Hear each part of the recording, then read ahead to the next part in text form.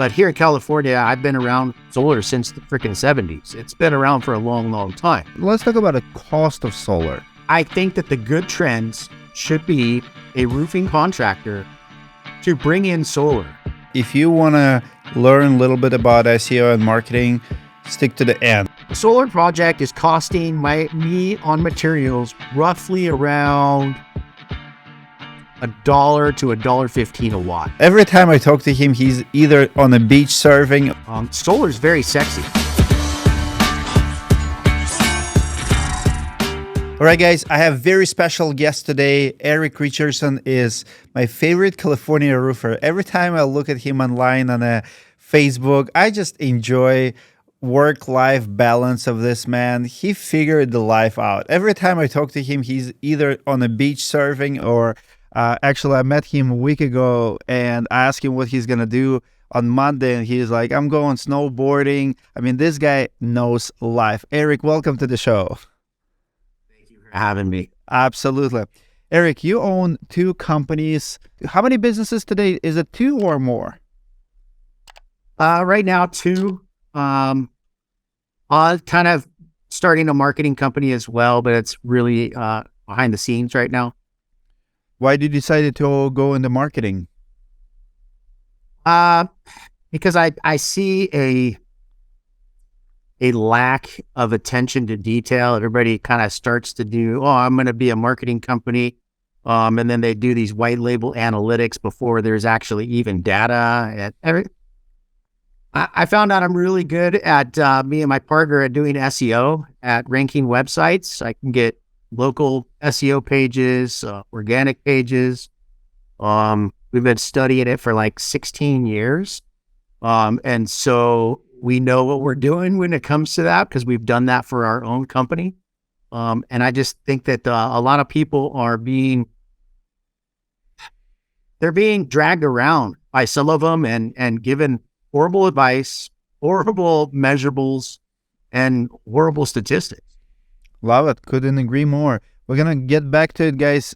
If you want to learn a little bit about SEO and marketing, stick to the end. But I want to start with your roofing and solar company. You're one of the few people who I respect, who I think doing it right. I want you to explain to our audience, how did you manage to add solar to your business? My understanding is completely different businesses. You were very smart how you implemented it. Guide us through how long you've been in the roofing business, how long you've been in solar business, and what kind of operations you're running today. So I started doing roofing here in California. It's a contractor state, licensed state. I started doing roofing right out of high school around 92. I found out what the requirements are to start your own company, and that was 4 years journeyman level as an actual roofer. And then you can go and apply for the test. I got my license for roofing specialist of San Diego in June of 2001. So a little over 20 years with that roofing company. I've been around solar ever since the beginning. Solar has been, a lot of people think it's this new wave because maybe where they're at, it hasn't been as rampant. But here in California, I've been around solar since the freaking 70s. It's been around for a long, long time. And I, as a roofer, would work with other solar contractors before or during their solar install. I was just getting a lot of feedback. I'm a big believer in SOPs, KPIs, and automating your business to let it run for you so you can surf and snowboard. And so in the process of that, I was getting a lot of feedback. I had automation feedback before, during, and after the job. And I was getting a lot of feedback from customers where, hey, you were giving us 100 pictures per day during the project. You gave us updates, timelines. We never felt out of the lurch. And I always thought that with roofing, it's so different in the eyes of the customer. Because if you're getting a bathroom remodel or a kitchen remodel or the inside of your house worked on or painted, that customer could look over your shoulder and see the progress. And when it came to roofing, they weren't able to look over my shoulder, look in the room, check out when they got home from work each day, the actual process of that work. And so I created what I call roofer cam, out of piggybacking the nanny cam model, and I give that to the customers. And working with at least 20 to 30 different solar contractors, I was just finding that we're lacking the attention to detail that we were giving the customer. Customers actually giving us that feedback. Hey, man, your whole process was amazing. And then when it came to the solar that came in after you, they just really felt like the ball was dropped. And so I kept getting this feedback over and over from customers. I did a lot of research on how to start a solar company. Kind of the straw that broke the camel's back was, did a roofer customer had their door knocked by a solar company. Let's just call it Solar Company A. Solar Company A signed the sales contract with the customer. Then the Solar Company A had to use what's called an EPC to Solar Company B, who had the license and the designing. Solar Company B then subcontract the install out to Solar Company C.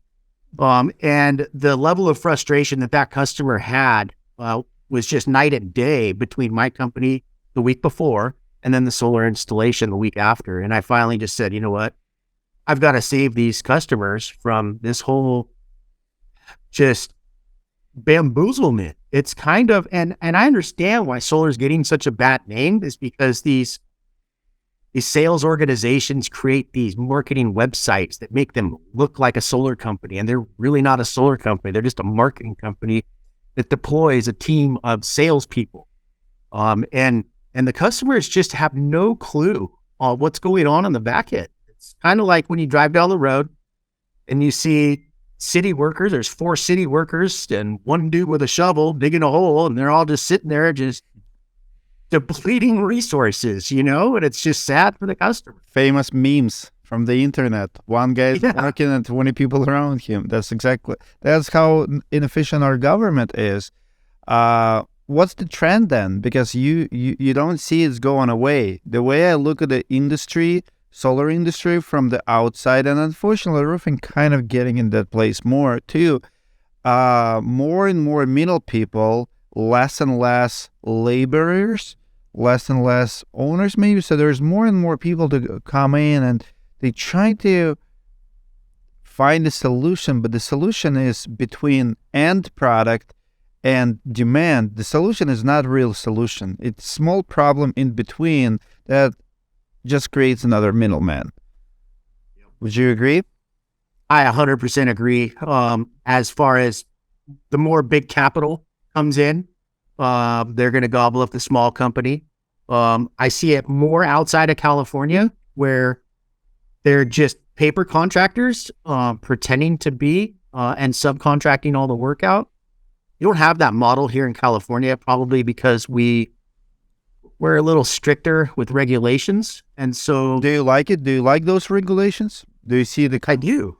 You do? I do. I think regulations are written in blood. And I would say not all of them are good, but most of them are there for a reason. Love it. What's trending right now in the solar roofing world? Where is all going? Like good trends and bad trends? I want to say the good trend is going to be quality roofing contractors bringing it in. Bad trend is letting an electrician think that he knows how to waterproof. I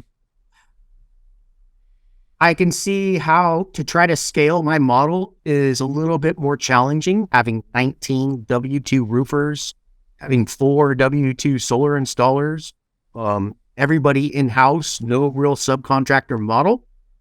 I can see how that's more challenging for some to scale. But I think that the good trends should be a roofing contractor to bring in solar. You got to understand, every roof, and from a roofer's perspective, they think, oh, solar is so much more challenging and more difficult. It's actually easier. I know a lot of roofers that started both, and then they just quickly phased their roofing section out of it. That solar panel, that black box, is the same black box. whether it's on a tile roof, a shingle roof, a flat roof. It's how the process of the solar works is very, very cookie cutter. It's very easy to price. There's not a lot of changes. I would say 99.99% of my roofs have change orders because I'm uncovering a roof that is exposing something that I don't have X-ray vision to analyze from the get-go. And solar, it's very, very cut and dry. I mean, it's based off of your consumption of energy and me providing a solution to balance that consumption out. And it's very, very easy. Where the difference is the marrying of that black panel on the roof. All the rails are the same.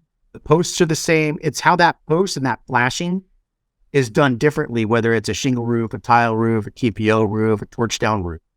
And so I think that a roofer that is very well versed in all aspects of roofing can easily get into solar and offer a customer a better product, because the number one objection I get is, well, what are you going to do with my roof? Or are you sure my roof's not going to leak? Solar is very sexy. I remember back in the day before I had a solar company, I would go and do these combo pitches and I would talk about the roof, and the customer body language, they're just like kind of back, and they're like, oh, yeah.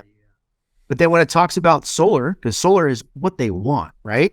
They're asking for that solar product, and that solar product, their body language is really into it. It's something that they want.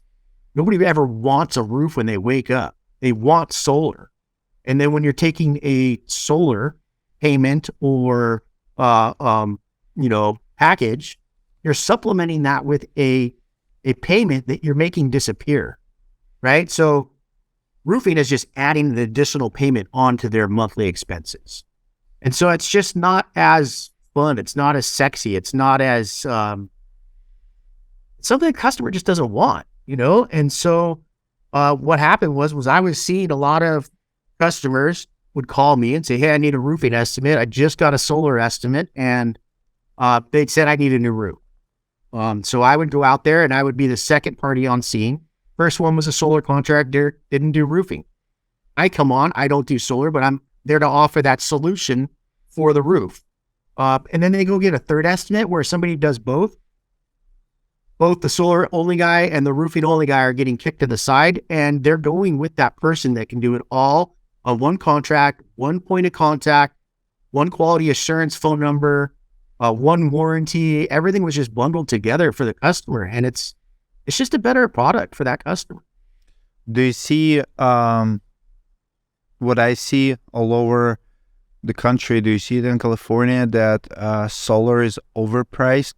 I would say solar companies are charging way more because of the finance fees and dealer fees. Do you see the products to be sold for way, way more than they should have been sold? Like how much? Let's talk about the cost of solar. I've seen, and because I've inspected a few jobs, there were like 80, 90 grand. Homeowners having leaks and they cannot even do repairs because it's licensing. They're not even owners of that system. And when you look at it, like, why does this cost $90,000? You have this payment and you're not even owning. Like, what's going on? And the answer is shady financing and cost of that middleman. It is. It really boils down to that middleman. So what you're going to find in the solar world is a sales organization who calls an EPC. An EPC is just a contractor. It's an engineer procurement company, right? It's like every roofer can call themselves an EPC if they really want. But what they're doing is the EPC is giving the sales organization a red line. And that red line is kind of the bottom, but where their operating costs and their profit margins and their overhead are. They're saying, hey, you cannot sell this job for lower than, let's say, $2.35 a watt. So it gives that sales organization freedom to go and try to charge $1 a watt. Now, excuse me, I can tell you right now, if I went and pulled some of my invoices, A solar project is costing me on materials roughly around $1 to $1.15 a watt. And the installation is costing me roughly around 15 to 25 cents a watt, depending on which roof system. Okay. And then I add in what I want for a profit. Let's just say 50 cents a watt, right? Then that right there is my red line. We don't operate this way because we're all in-house. All of our installers are hourly, 401ks, medical benefits. It's not a piecework world in my operations. And so I have to constantly try to analyze how much that is. But what you're finding is that the EPC, after everything, is probably making like 25 to 30 cents a watt. And these sales organizations are making upwards of $1 a watt. These sales guys are making really, really good money. But they have the freedom to go in there and just do this huge, huge things. They're making more than the actual person carrying the liability, carrying the insurance, running the job, organizing it, customer service, follow-up, all of this stuff. And these little sales organizations are actually making more than everybody else because they get this freedom to add whatever they think they want to add on to. Is it Your average? Is it the problem in the industry, or is it a problem of capitalism? Because it's happening on many levels in the country, where people at the top, people who sell stocks, financial advisor, they take the most, and hardworking guys gets what's left over. And for that reason, we don't have a lot of laborers because everybody's moving up. But is it because they bring more value? Is it greed, or how do we stop that? I've stopped it just by controlling my entire company from start to finish. But can you compete with them? Oh, 100% I can. On the price? Yeah. I see. So if we have more of you, we'll have less of them because they cannot go against you. And so the answer I hear from you is education, educating them, who's in front of them. How do we expose them? And do we have a moral right to expose them? Do we call them out as a sales organizations? Because it's very frustrating for companies like yours, who do everything right, to go compete against companies who, another problem that I see, they are not staying in business much longer. Even with those profit margins, the failure rate is huge. How do you explain that? I can't quite understand it because I like I said, I've been around since 2001 and everything's been smooth sailing since then. I can't figure out why these ginormous solar companies go out of business. Do you have a theory? I think it's lack of control. I think they try to scale too big. And instead of letting your back get pushed against the wall that forces that growth, rather than being,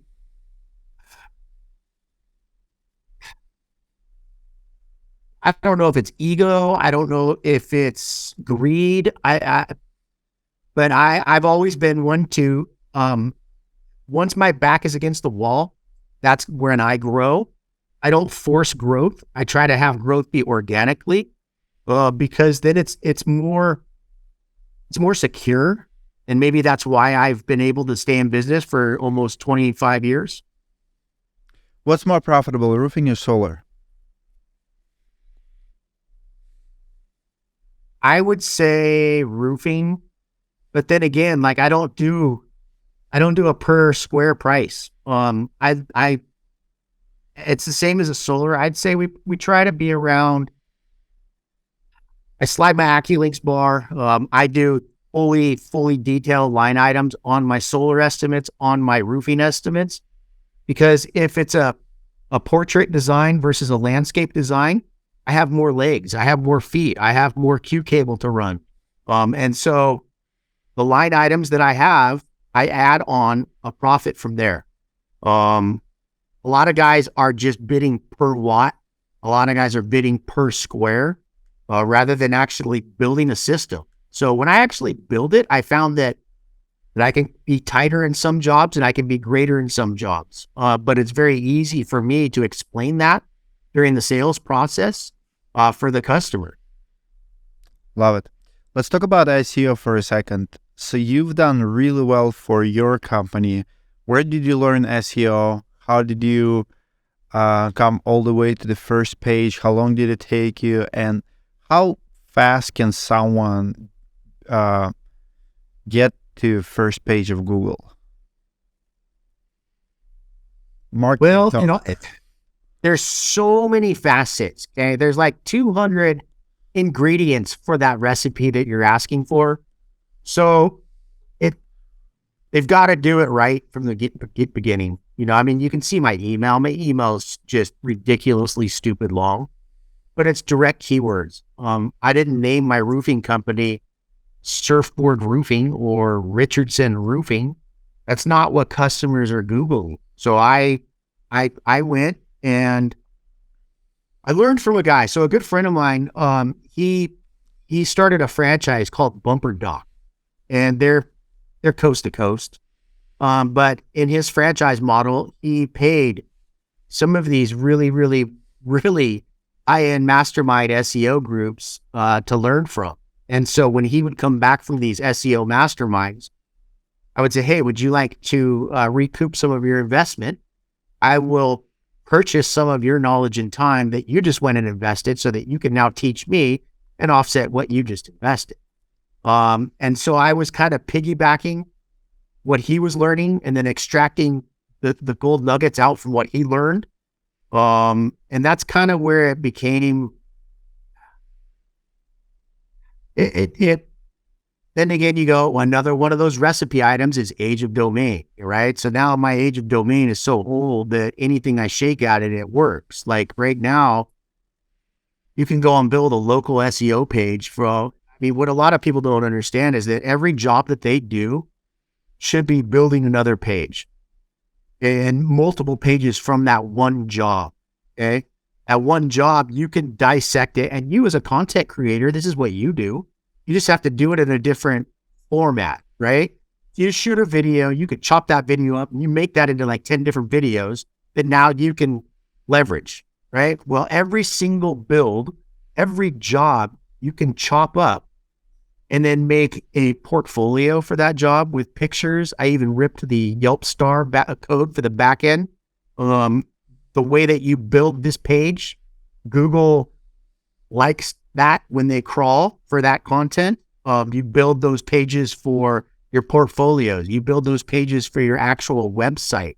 You now dissect that into a repair, installation.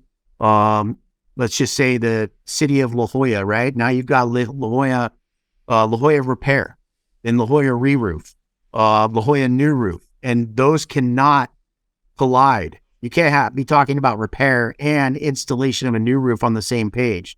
But now you're making multiple pages per job, and you just have to follow that formula, how Google wants those pages laid out with the content, with the interlinking of the keywords back and forth within your website, with a couple key backlinks to outside websites. I mean, Wikipedia it's just a really good backlink. Everybody should have a Wikipedia link when they have something that they're talking about, like roofing nails.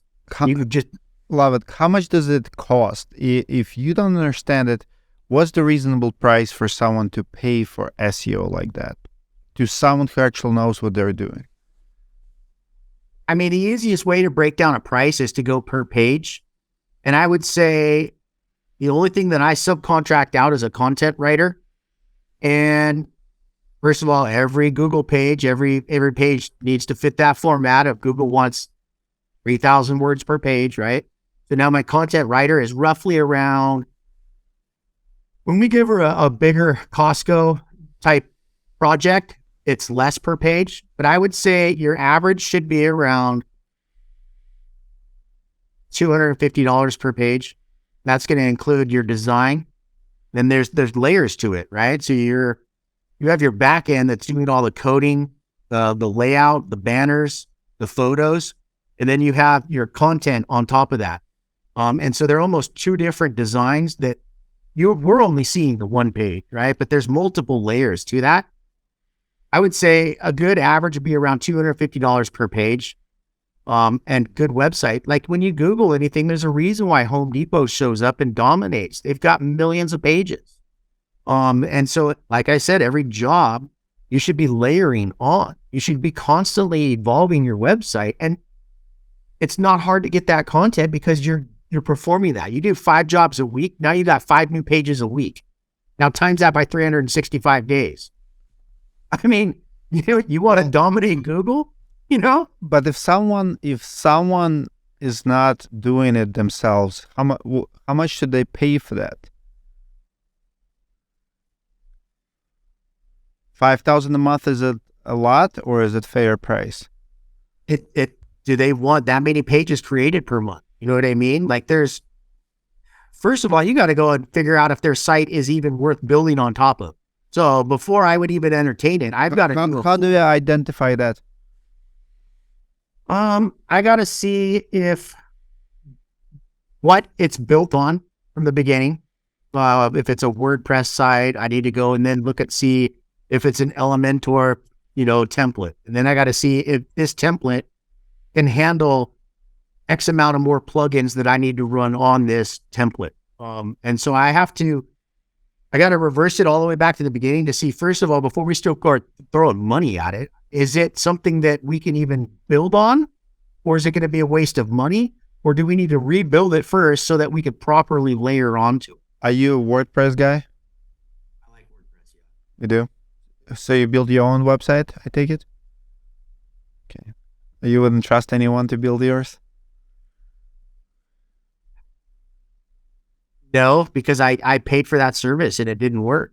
And when I was able to take it on and do it myself, then I was getting way better results. So it's hard to say, I see so many companies are charging common price these days about $5,000 a month, and they're not doing crap. Like, I mean that. Like, they're doing couple hours of work, and these business owners don't make them accountable for anything.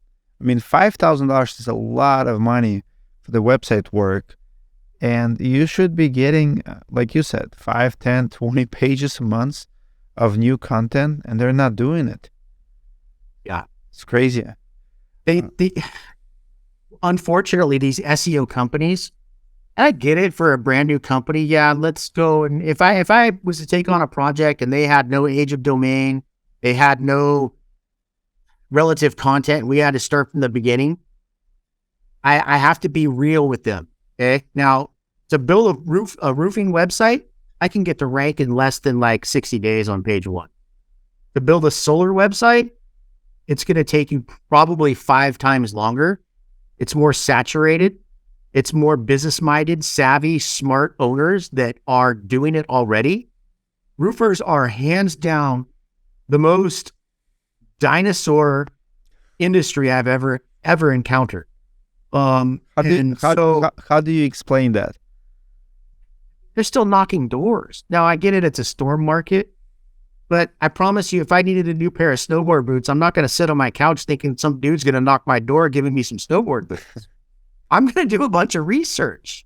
I'm going to read. I'm going to go to local Facebook groups and ask, hey, everybody in my neighborhood who are all my friends virtually, since we don't do block parties anymore, the Facebook groups are like virtual block parties where because they share the same zip code, it's trusted for some reason. It's this subliminal trust factor that person lives across the street from me. So whoever he chose, I'm going to trust. You know what I mean? We have to kind of think about how we've evolved and where it came from and the similarities that are in between that you can really pick and leverage and utilize. I like it. You know what's funny? Roofing is dinosaur for sure of many industries, but it goes on many levels. It's not just roofers. It's our suppliers. It's our manufacturing.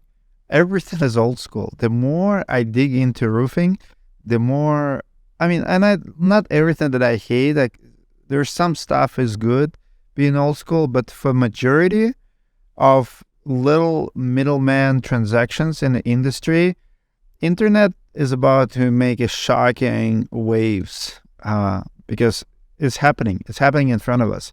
How they sell products, how they buy products, it's just everything is weird. Yeah. Old school weird, but we're adopting, and those companies who adopt faster, but the roofers themselves, like if you're in the bottom, if you're watching this, and if you're a roofer and you don't have your phone ringing every day for jobs, because I ask roofers, like, where do you get your leads? How many calls a day you get? Like, if that's your problem, you can still throw yourself on the internet and make your phone ring. And for me, business is a ringing phone. Like, I don't want to be in business if my phone does not ring. I don't care what industry, no matter what you do. You come to the office, phone rings, you answer, you take order, you go do something.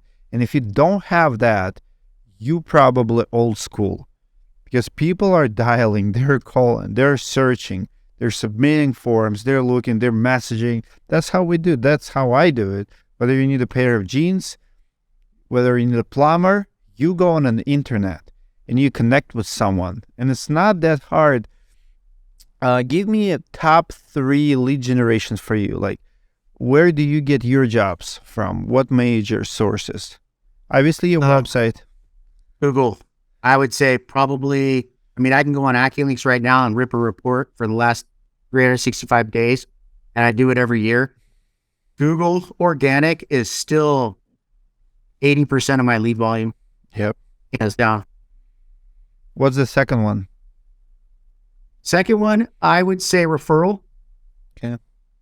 Third one, probably,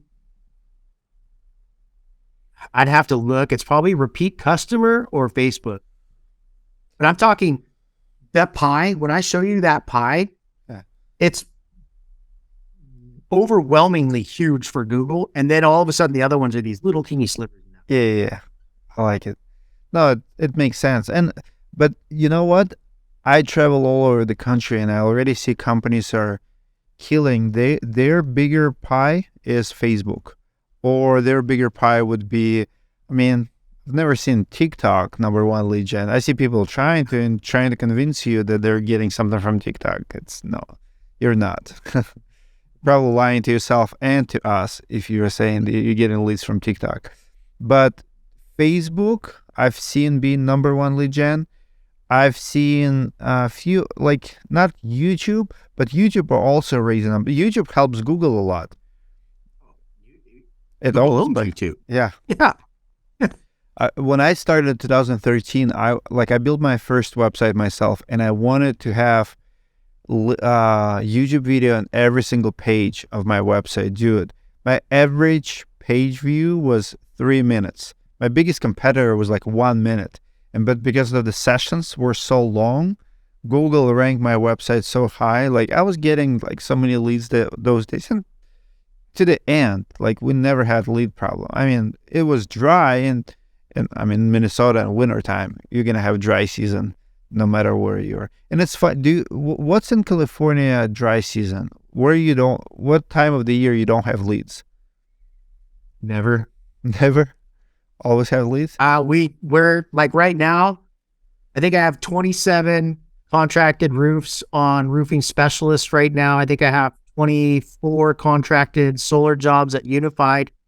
I don't think there's ever been a time when I'm not at least 3 months booked, and it's been that way ever since like 2012. My guys, they don't, because I've automated everything. They can go to AccuLinks. They can see in their crew app how far out the jobs go. They can see what part of town they're going to be in next week, the week after, the week after. I haven't seen a slow. I don't know what a slow time is, we don't have seasons. Like, there's just. You're in California. On. Yeah. It's just the switch is on. Living the dream life. Let's talk about work-life balance at the end. So what's work-life balance for you? Have you always been this way, or did you arrive slowly to what you have now? No, I've always been this way just because of how I entered into this industry. So when I was at high school, after football season, the coach wanted you to go hang out in the gym during fifth and sixth period. And I noticed that like there would be one group of dudes like rolling craps in the corner. There would be one group of dudes that would actually be doing work and working out. But for the most part, it was busy work. It was just time killer. And I've never been one like that. I've always questioned authority and kind of bucked the system. I've always been a salmon that swims upstream. So, I mean, even when high school in my classes, I would sit there and I would go to the teachers on Monday and say, hey, look at if I'm here to prep all week for a test on Friday, if you give me that test today on Monday and I pass it, I'm not going to waste your time. You're not going to waste my time. I'll see you next Monday. You give me the next prep course. And so that's just how I've kind of lived life. And I remember it was my junior year. Football just finished. I was cutting class. And so I would ditch school. I would eat my lunch on the way to the beach. I would go and surf. And there was always this dude there who was my father's age. And I went up to him one day and I was like, what's your story, dude? Like my dad only gets to surf on a Saturday and a Sunday. He's not here at 1:00 in the afternoon on a Wednesday. Like, what are you doing? And his answer was that he owned a roofing company and he managed it. He did part of the sales and he get guys to do the work for him. And so I was very, very intrigued with this. This guy was a very good looking dude. I recognized him. He was a pro surfer for like 8 years. Every time I opened a magazine, he was in it. And that's what really triggered me to go up to him because pro surfers didn't make money back then. I was like, what, how are you doing this? You know what I mean? Like, I know you're not making money from surfing. And so he told me that my very first job, was 110 squares. I had to spud a bunch of rock, do a torch down recover because the access on it was horrible. It was one of these internal buildings of an apartment complex, 3 stories high. And then I had to hand carry all these torch down rolls up, and I think I was like 16 or 17 years old. And I remember he worked with me on Monday, but then on Tuesday he was there. And then on Wednesday he was there. And I was like, hey dude, I remember when I asked you in the water, you said you got guys to do the work for you. And he's like, well, to be honest with you, I hire 10 guys, only 2 show up on Tuesday. And I didn't think that some little white skinny dude was actually going to be that dude that showed up every day. And so that's how it started. His whole motto was that not when the surf's up, roofing company. So I would show up at his house. I would get into his truck. We'd have our boards with us. We would go check the surf first. The surf was good. We surfed. We showed up to work late. And so it kind of started bad habits for me. But I didn't have kids. I didn't have a wife. It was fulfilling a way of life for me. And I watched him. He would work really hard for a month. He'd say, hey, Eric, I'm taking off. I'm going to go to New Zealand for like 2 weeks. Or he'd work for a couple months. Hey, I'm going to go to Indonesia for a couple weeks. And so I would see his progression of he was working, playing, working, playing, working, playing. My friends were scooping ice cream at like 31 flavors for $4.25 at the time. I was averaging like $14, $15 an hour doing roofing. And it was able to sustain a lifestyle that I wanted at that time, being a teenager all the way through my early 20s. I was forced to grow up when I blew my knee out and I couldn't actually do the work anymore as an owner operator. That's when I started to get employees. But I've always been that way. Kind of a funny joke that every single first date that I would go on with a girl, I was not there to show off or have a sales presentation, because I would watch why relationships would fail and I would reverse engineer it. And the number one thing was, oh, they're not the person they are today from when I met them, right? So I was very, very intentional on my first date to make sure that I would be presenting what I would be like if they were with me for 20 years down the line. And I told everybody on the first date, I was like, listen, I just want to be clear with you that I'm the type of person who would be late to my own wedding if there was surf that day.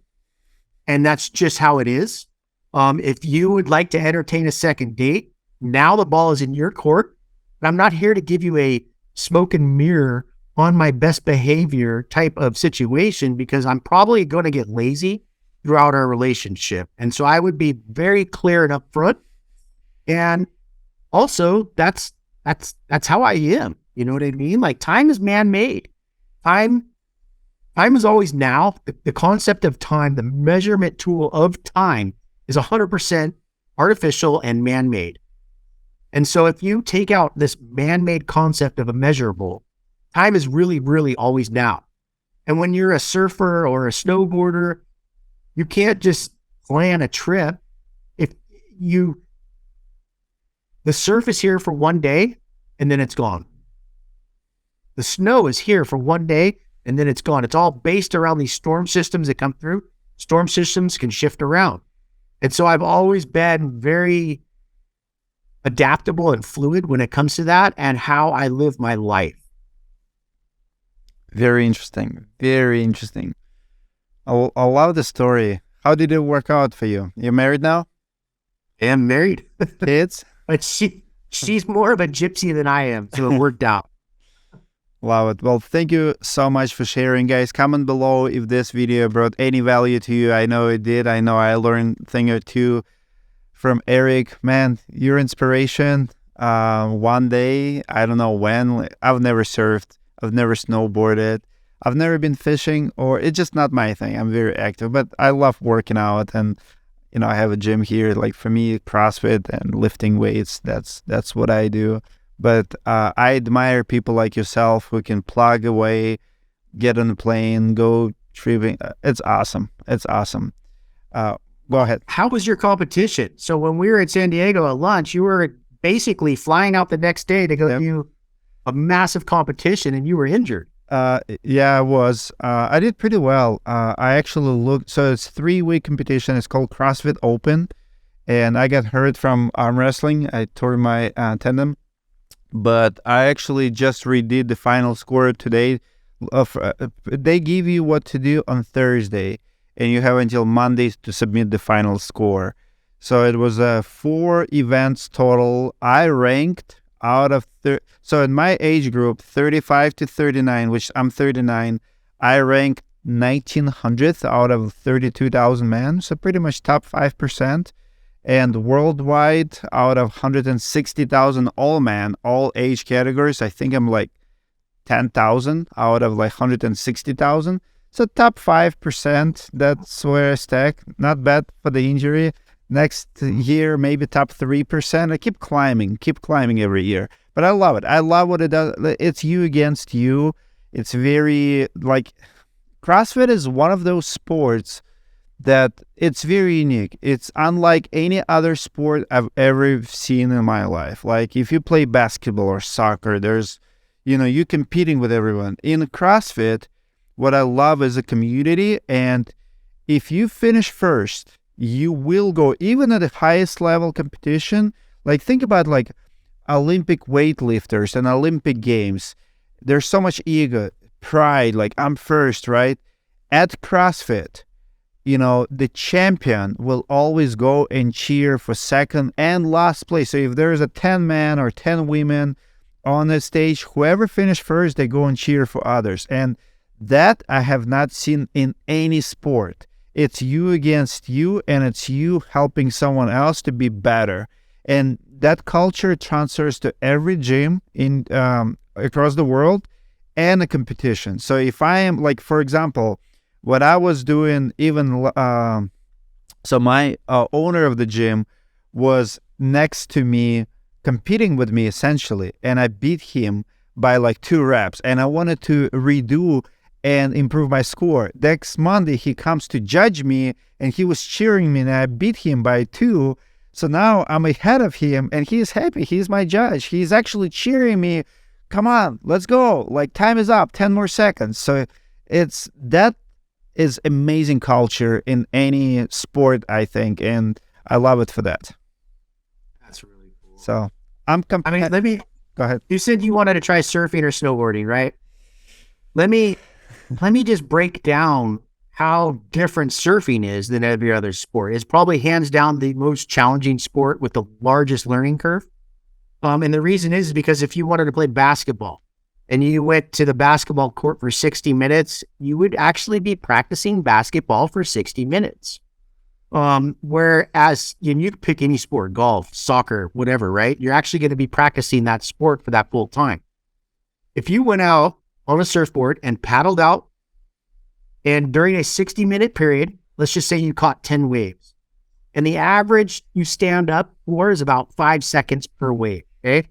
So you really only practice surfing for 50 seconds out of that entire hour. So you can see how long that curve is to actually get good and perfect that craft, is because there's so many outside elements into it. And it's hands down probably the toughest sport that I've ever tried to master. How good are you? You competing now? I used to compete in high school and junior high. I went on the CSA tour, the NSSA tour, YMCA used to have a tour. But I mean, my little brother was even better than me. He actually went on to be a professional snowboarder for Burton Snowboards. He covered on Trans World like 4 times, couple poster center pull-out things, a bunch of movies, Olympics, all kinds of stuff.